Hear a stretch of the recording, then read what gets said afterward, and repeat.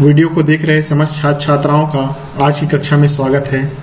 मेरा नाम दिनेश कुमार चंद्रा है और मैं शासकीय महाविद्यालय भानपुरी में समाजशास्त्र विषय में सहायक प्राध्यापक के पद पर कार्यरत हूँ। आज हम लोग समाजशास्त्र के अंतर्गत सामाजिक व्यवस्था की जो अवधारणा है जिसको टालकट पार्सन्स ने दिया है, तो टालकट पार्सन्स की सामाजिक व्यवस्था की अवधारणा को आज हम लोग समझेंगे, इसके बारे में जानकारी प्राप्त करेंगे। तो आइए शुरू करते हैं आज की इस कक्षा का। तो सामाजिक व्यवस्था की अवधारणा, ये जो इकाई है वह एमए द्वितीय सेमेस्टर के प्रथम प्रश्न पत्र के टालकट पार्सन्स विचारक के अंतर्गत इकाई 3 में समाहित है। और आज हम सामाजिक व्यवस्था की अवधारणा, सामाजिक व्यवस्था के अनिवार्य तत्व, सामाजिक व्यवस्था हेतु सामाजिक व्यवस्था की विशेषताएं, सामाजिक व्यवस्था को बनाए रखने के लिए पूर्व प्रक्रियात्मक आवश्यकताएं, इन विषयों पर चर्चा करेंगे। तो आइए शुरुआत करते हैं आज की इस कक्षा का। तो सामाजिक व्यवस्था से हम क्या समझते हैं? व्हाट इज सोशल सिस्टम, यानी सामाजिक व्यवस्था होती क्या चीज है? तो टालकट पार्सन्स कहते हैं कि जब एकाधिक कर्ता द्वारा किसी लक्ष्य या उद्देश्य को लेकर परस्पर संबंधित रहते हुए अंतःक्रिया संपन्न करते हैं, जिसका एक सामाजिक सांस्कृतिक परिवेश होता है, तो यह जो व्यवस्था है वह सामाजिक व्यवस्था कहलाता है। यानी एक से अधिक कर्ता आपस में मिलते हैं, किसी निश्चित उद्देश्य या लक्ष्य को ध्यान में रखकर आपस में परस्पर संबंधित रहते हुए एक दूसरे का सहयोग करते हुए अंतःक्रिया करते हैं और इसका एक सामाजिक सांस्कृतिक परिवेश होता है।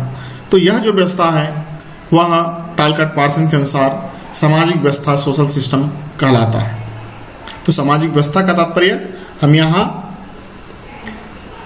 अंतःक्रिया में संलग्न ऐसे व्यक्तियों के समूह को ले सकते हैं जो किसी निश्चित लक्ष्य या उद्देश्य को ध्यान में रखते हुए सामाजिक सांस्कृतिक परिवेश में रहते हुए अंतःक्रिया करते हैं, एक दूसरे से संबंध स्थापित करते हैं और परस्पर सहयोग कर लक्ष्य या उद्देश्य की प्राप्ति करते हैं।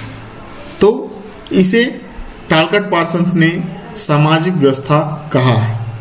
सामाजिक व्यवस्था के इस परिभाषा से हम निम्नांकित तत्व निकाल सकते हैं जिसके बिना सामाजिक व्यवस्था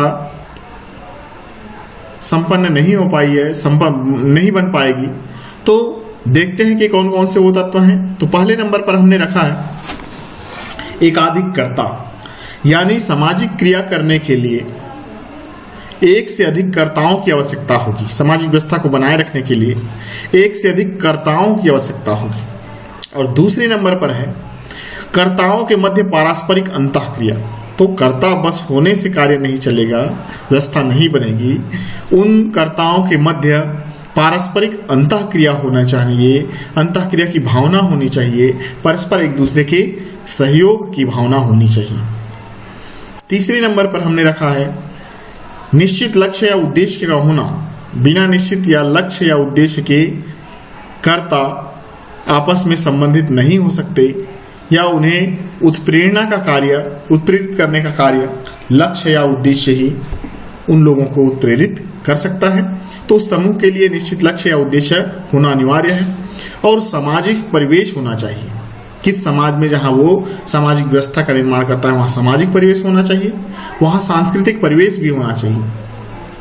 कहने का मतलब है कि मूल्य, नियम, कानून, ये सारी चीजें होना चाहिए और ऐसे ही सामाजिक परिवेश में व्यक्ति अपने उद्देश्य को प्राप्त करने के लिए एक दूसरे से मिलते हैं, अंतःक्रिया करते हैं और सामाजिक व्यवस्था को बनाए रखते हैं। तो इस प्रकार से सामाजिक व्यवस्था को हम संक्षिप्त रूप में कह सकते हैं कि एकाधिक कर्ता जब आपस में संबंधित रहते हुए पारस्परिक मिलकर अंतःक्रिया करते हैं, एक दूसरे का सहयोग करते हैं और लक्ष्य की प्राप्ति के लिए प्रयास करते हैं, जिसका एक सामाजिक सांस्कृतिक परिवेश होता है, तो ऐसी व्यवस्था को हम क्या कहते हैं? सामाजिक व्यवस्था या सोशल सिस्टम हम कह सकते हैं। तो आइए देखते हैं सामाजिक व्यवस्था की परिभाषा। तो सामाजिक जो व्यवस्था है उसको पार्सन्स ने अपनी पुस्तक द सोशल सिस्टम में विस्तार से लिखा है, और उनके अनुसार माने तो यह जो प्रकृति है या संसार है वह अपने आप में पूर्ण है, और हमारा लक्ष्य यही होना चाहिए कि उसकी एकता और अखंडता को हमें बनाए रखना चाहिए। इसके अतिरिक्त पार्सन्स जो है वो सामाजिक क्रिया को अपने अध्ययन का केंद्रीय बिंदु मानते हैं या समाज के का इकाई के रूप में मानते हैं, समाज की इकाई के रूप में मानते हैं। तो आइए देखते हैं किस प्रकार से उन्होंने परिभाषित किया है। तो जब एकाधिक कर्ता, पुनः वही परिभाषा होगी कि जब एकाधिक कर्ता किसी निश्चित लक्ष्य या उद्देश्य को प्राप्त करने के लिए आपस में मिलते जुलते हैं और आपस में सहयोग करते हुए, अंतःक्रिया करते हुए सामाजिक सांस्कृतिक परिवेश में निश्चित लक्ष्य या उद्देश्य को प्राप्त करते हैं, तो यही जो व्यवस्था है वह सामाजिक व्यवस्था पार्सन्स के अनुसार कहलाती है। एक उदाहरण देखेंगे तो उदाहरण में जैसे कि दो परिचित व्यक्ति कभी अपरिचित व्यक्ति कभी आपस में मिलते हैं, ट्रेन में सफर करते हैं, रेल में सफर करते हैं, और जब वो बार बार मिलते हैं तो एक दूसरे से अंतःक्रिया करते हैं, और बार बार अंतःक्रिया करते हैं तो इन दोनों के बीच में एक संबंध बन जाता है, और वह संबंध मित्रता नामक संस्था के रूप में हमारे सामने दिखाई पड़ता है। तो बार बार मिलने से, अंतःक्रिया करने से जो संस्था का निर्माण हुआ है, मित्रता का व्यवहार जो निर्माण हुआ है, वही सामाजिक व्यवस्था का निर्माण करती है, वही सामाजिक व्यवस्था कहलाती है। यानी संस्थाकरण की प्रक्रिया की अवधारणा भी पार्सन्स ने दिया है कि गैर संस्था से संस्था बनने की जो प्रक्रिया है वही सामाजिक व्यवस्था के निर्माण का आधार है। तो कह सकते हैं कि प्रतिमानों के संस्थाकरण को अवधारणात्मक स्तर पर पार्सन्स ने सामाजिक व्यवस्था कहा है। और आगे लिखते हैं कि जब एक से अधिक कर्ता समाज के मानक और मूल्यों के अनुसार निरंतरता में परस्पर अंतःक्रिया करते हैं, तब परस्पर अंतःक्रिया की निरंतरता से निर्मित व्यवस्था को सामाजिक क्रिया कहते हैं। कहने का मूल तात्पर्य वही है कि सामाजिक मूल्यों के अनुरूप व्यक्ति आपस में मिलजुल कर क्रिया करते हैं, जिसका सामाजिक सांस्कृतिक परिवेश होता है, और उद्देश्य की लक्ष्य की प्राप्ति करते हैं, वही सामाजिक क्रिया है। तो सामाजिक क्रिया को इस प्रकार से उन्होंने परिभाषित किया है, सामाजिक व्यवस्था को परिभाषित किया है, और सामाजिक व्यवस्था में के अध्ययन में उन्होंने संस्थाकरण की अवधारणा को भी उन्होंने प्रस्तुत किया है। आगे आइए देखते हैं कि सामाजिक व्यवस्था के क्या क्या लक्षण या विशेषताएं हो सकती है। तो special characters of social system according to Parsons. तो सबसे पहले नंबर पर हमने रखा है कि एकाधिक कर्ताओं के मध्य पारस्परिक अंतःक्रिया, यानी सामाजिक व्यवस्था को बनाए रखने के लिए एकाधिक कर्ता चाहिए, एक से अधिक कर्ता चाहिए। एक कर्ते से काम नहीं चलेगा, क्योंकि वह क्रिया किससे करेगा, संबंध किससे स्थापित करेगा, अंतःक्रिया किससे करेगा। तो उसके लिए आवश्यक है कि एक से अधिक क्या होते हैं, इसमें कर्ता होते हैं, यानी कार्य को करने वाले, क्रिया को करने वाले होते हैं, अर्थात व्यक्ति होते हैं, और उनके मध्य जो है वो अंतःक्रिया होती है।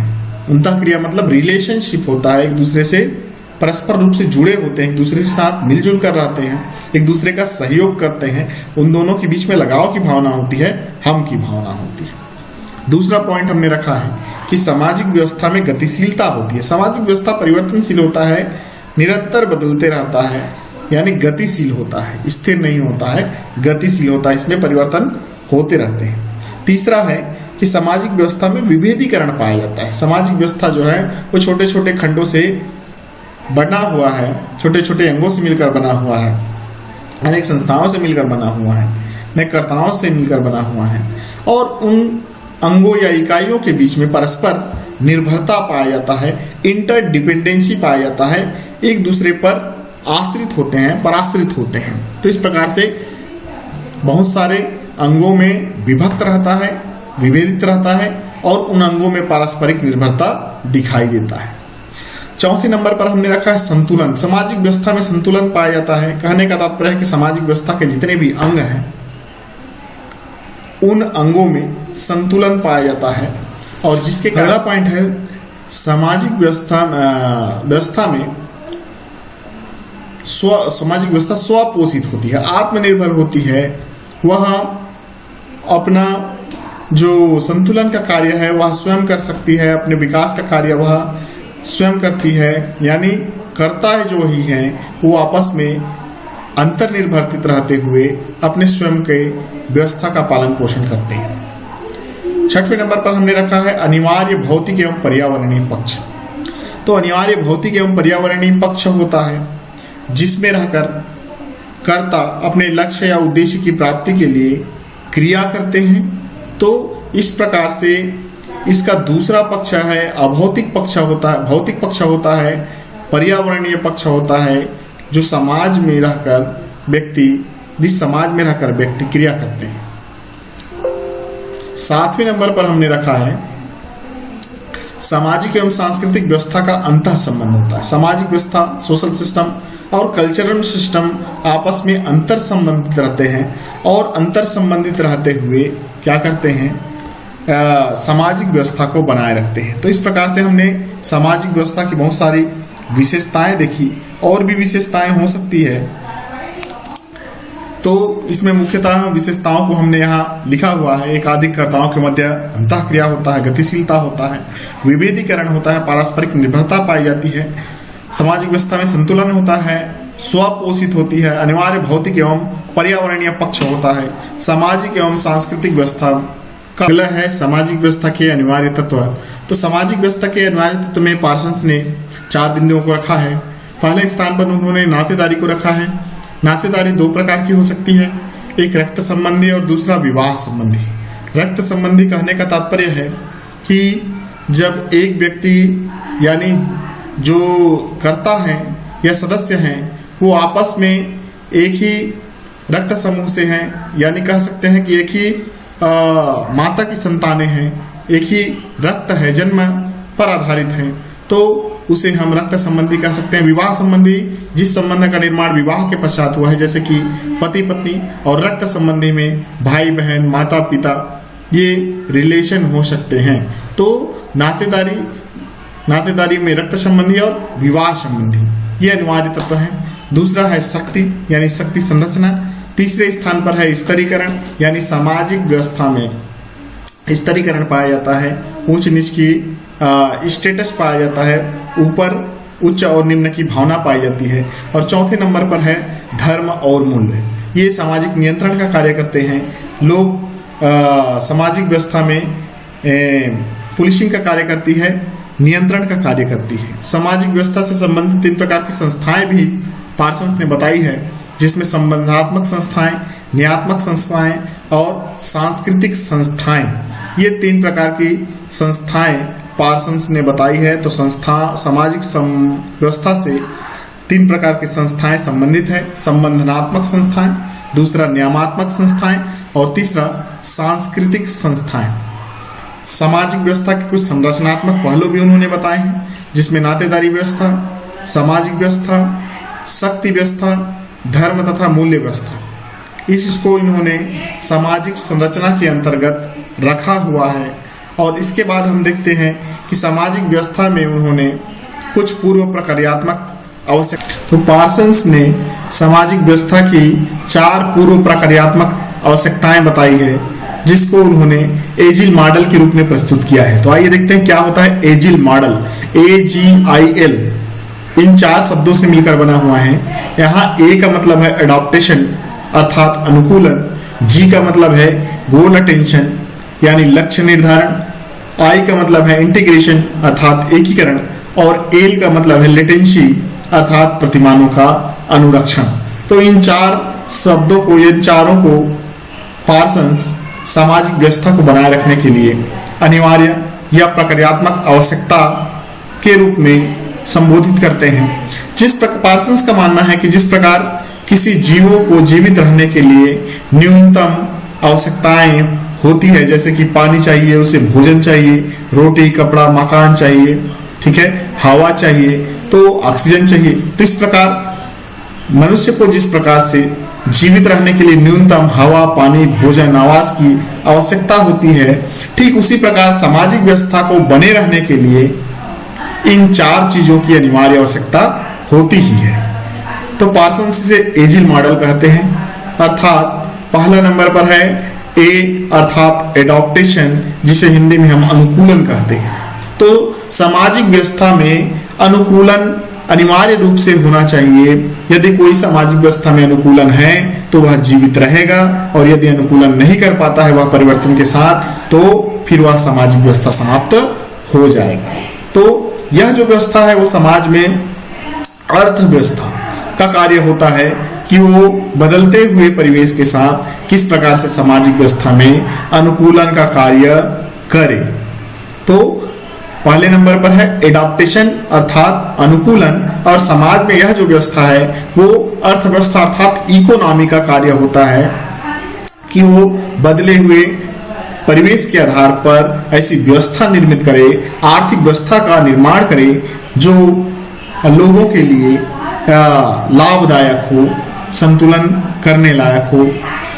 दूसरा गोल अटेंशन अर्थात लक्ष्य का निर्धारण, यानी प्रत्येक समाज के लिए अनिवार्य रूप से लक्ष्य का निर्धारण अनिवार्य रूप से किया जाना चाहिए कि आगे वर्षों में क्या उसके लक्ष्य हैं, क्या उद्देश्य हैं, क्या टारगेट है, क्या गोल है।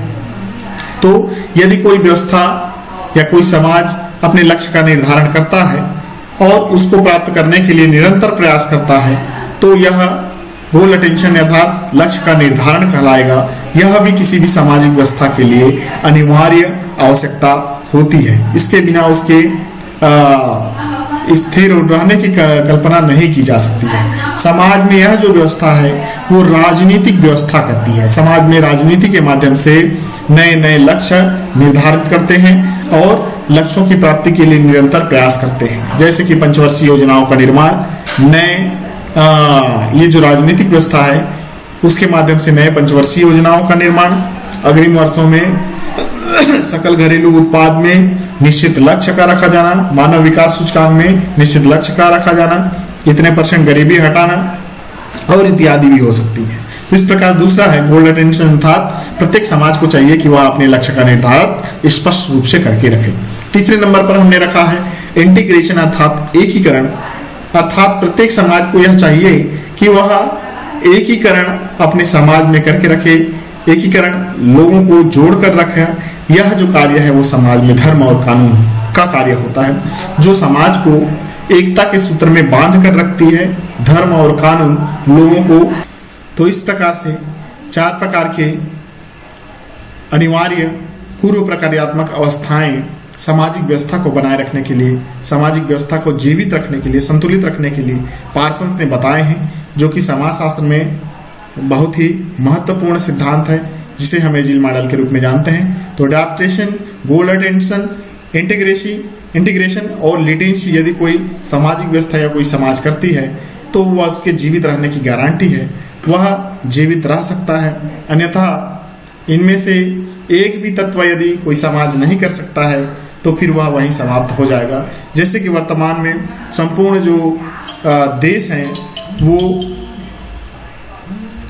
कोरोना वायरस से ग्रसित हैं, संक्रमित हैं, और उनको चाहिए कि इसके साथ साथ वो अर्थव्यवस्था को भी लेकर आगे चले, निश्चित लक्ष्य निर्धारित करे, उसके साथ अनुकूलन करे और पुराने मूल्य विचारों को सहेज कर रखे और इसके अनुरूप वो जीना सीख ले, तो वर्तमान में जो समाज है वो आगे जीवित रह पाएंगे। अन्यथा ऐसी व्यवस्था जो है वो तहस नहस हो जाएगी, समाप्त हो जाएगी।